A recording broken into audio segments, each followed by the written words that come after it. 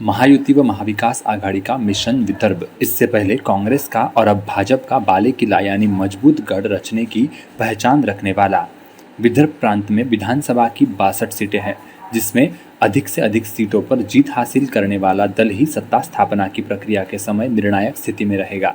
ऐसे में सत्ताधारी महायुति व विपक्षी गठबंधन महाविकास आघाड़ी द्वारा अब विदर्भ क्षेत्र की सभी विधानसभा सीटों पर अपना ध्यान केंद्रित किया गया है। बता दें कि महायुति में शामिल अजित पवार गुट वाली राकपा और शिंदे गुट वाली शिवसेना का विदर्भ क्षेत्र के कुछ गिने चुने निर्वाचन क्षेत्रों पर ही थोड़ा बहुत प्रभाव है।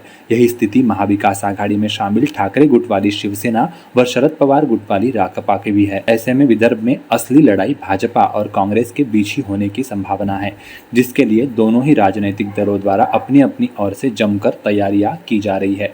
उल्लेखनीय है कि विदर्भ क्षेत्र की पहचान किसान आत्महत्याओं के साथ ही औद्योगिक पिछड़ेपन व बढ़ती बेरोजगारी सहित अन्य कई समस्याओं से ग्रस्त क्षेत्र के तौर पर रही है। साथ ही इस क्षेत्र में जातीय राजनीति का भी अच्छा खासा प्रभाव है।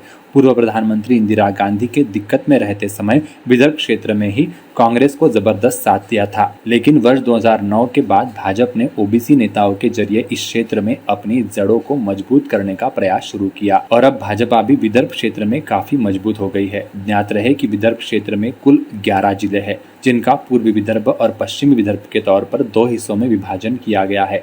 इसके तहत अमरावती संभागीय मुख्यालय रहने वाली पश्चिमी विदर्भ में अमरावती सहित अकोला, यवतमाल, वाशिम व बुल्ढाना इन 5 जिलों का समावेश है।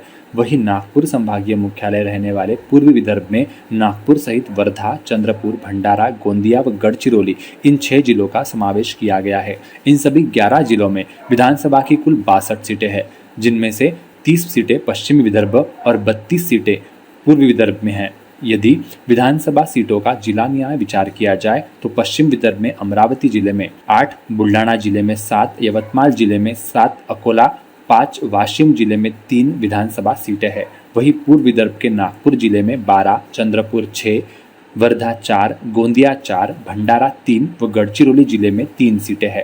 बता दें कि वर्ष 2014 के विधानसभा चुनाव में भाजपा ने विदर्भ क्षेत्र की 62 में से 42 सीटें जीती थी और इसके बाद वर्ष 2014 से 2019 तक विदर्भ क्षेत्र से वास्ता रखने वाले देवेंद्र फडणवीस की राज्य के मुख्यमंत्री थे। परंतु वर्ष 2019 के विधानसभा चुनाव में भाजपा को विदर्भ क्षेत्र में अपेक्षित सफलता नहीं मिली और 62 में से केवल 29 सीटों पर ही भाजपा चुनाव जीत पाई। वही उस समय चारों ओर से दिक्कत में फंसी रहने वाली कांग्रेस व राकपा ने शानदार प्रदर्शन करते हुए विदर्भ क्षेत्र की 21 सीटों पर जीत हासिल की थी, जिसमें कांग्रेस की 15 व राकपा की 6 सीटों का समावेश था। विदर्भ क्षेत्र में भाजपा को हुए इसी नुकसान का खामियाजा भाजपा को आगे चलकर उठाना पड़ा था और भाजपा के हाथ राज्य की सत्ता आते आते रह गई थी तथा राज्य में हुए बड़े उलटफेर के बाद महाविकास की सरकार बनी थी।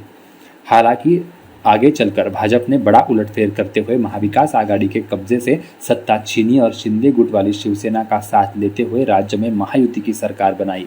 ऐसे में अब सत्ताधारी महायुति व विपक्षी गठबंधन महाविकास आघाड़ी द्वारा विदर्भ क्षेत्र की अधिक से अधिक सीटों पर जीत हासिल करने की रणनीति बनाई जा रही है, ताकि विदर्भ के रास्ते से होकर राज्य की सत्ता को हासिल किया जा सके। राज्य में उद्धव ठाकरे के नेतृत्व वाली महाविकास आघाड़ी की सरकार के गिरने के बाद एक बार फिर राज्य में भाजपा के नेतृत्व वाली महायुति सरकार बनी, परंतु तोड़फोड़ वाली राजनीति, बढ़ती बेरोजगारी व कृषि उपज को दाम नहीं मिलने की वजह से सरकार के खिलाफ आम जनमानस में काफी हद तक नाराजगी देखने को मिली, जिसका असर वर्ष 2024 के संसदीय चुनाव में दिखाई दिया और भाजपा को विदर्भ की 10 संसदीय सीटों में से केवल 3 सीटों पर ही जीत हासिल हुई, जबकि महाविकास आघाड़ी को 7 सीटों पर सफलता मिली।